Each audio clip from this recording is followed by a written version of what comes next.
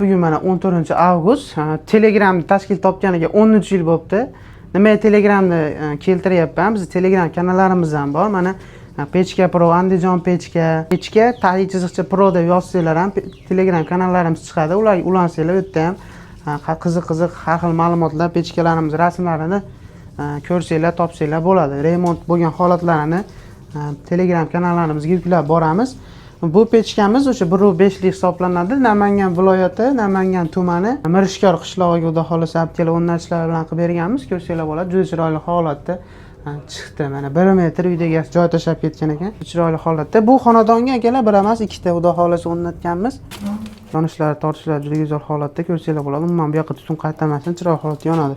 Pechkani o'zini ham bitta ko'rsatsangiz, mana 1.5 lik, 5 ga 4 dan ikkita xonani bemalol isitadigan pechkamiz bo'ladi akalar. Bu orqa tarafda bir dona duxovkasi, bu ham 5 metr, 4 metr xonani bir tarafini o'zi bemalol gumballatib isita oladi. Endi arigini ko'ramiz. Davlat solgan kottejlarga o'xshagan pishig'ichdan bo'lgan uy, bu yerda pechkani o'rni bor edi. Mana shu holatda o'rnatildi akalar, ko'rsanglar bo'ladi. Bu yerda pechkani o'rnini akkuratlik qilib o'zimizga yarasha buzib, mo'rlarni ulab, mo'risi yaxshi ekan ulab qo'yganmiz. Bu old tarafdan ko'rinishi. Kim shunaqa xizmatlar kerak bo'ladigan bo'lsa, pastdagi raqamlarga aloqa qilib xizmatlarimizdan foydalansanglar bo'ladi. Butun O'zbekiston bo'ylab kelishilgan narxlarda chiroqlab qo'yamiz.